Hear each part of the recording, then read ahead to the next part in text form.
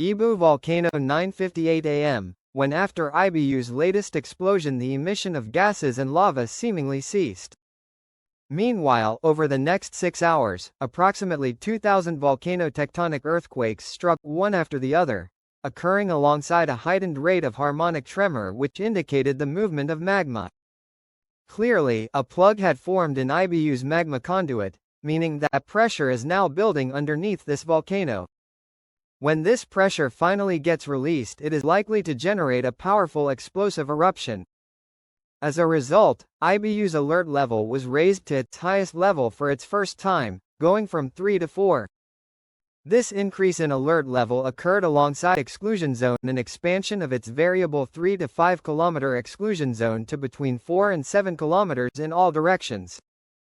This marks only the 14th time since 2010 that a volcano in Indonesia was raised to its highest alert level since 2010. Nearly half of these prior instances resulted in fatalities, and while some instances thankfully did not result in major disasters, you will note that Ruang's 2 explosive eruptions earlier this year are on this list. Therefore, while there is the possibility that nothing major will occur like seen during Lowodobi's red alert earlier this year, it is best to treat the current situation like the worst plausible outcome might occur. So, worst-case scenario. What do I define as a worst-case scenario for Ibu? I would define that as a powerful volcanic explosion taking place which generates a 10 to 12 km high ash plume, with the lava dome being breached towards the north somewhat like a small-scale lateral blast. This could generate pyroclastic flows which incinerate areas up to 7 km or 4.35 miles away and launch car-sized blocks of volcanic rock and lava bombs a distance of several kilometers. As for a best-case scenario, like seen at the Lowodobi volcano earlier this year, it is fully possible that the building pressure is passively released through a crack, resulting in no major explosive eruption occurring.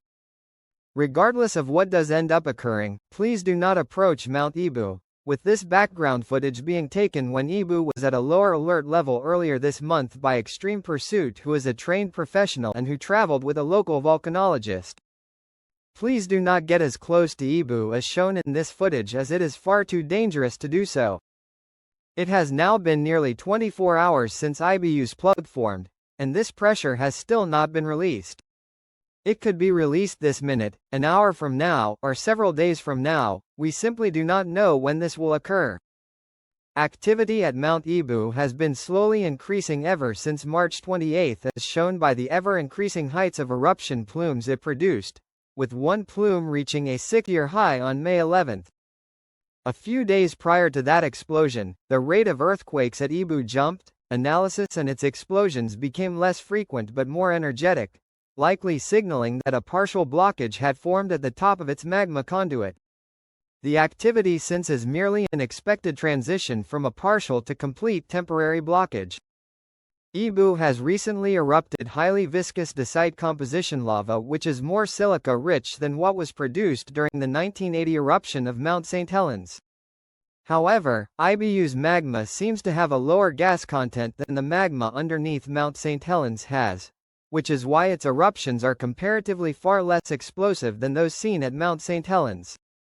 So, while I do not expect a Plinian eruption to occur like recently witnessed at Ruang, everyone should be mindful of Ibu's current activity.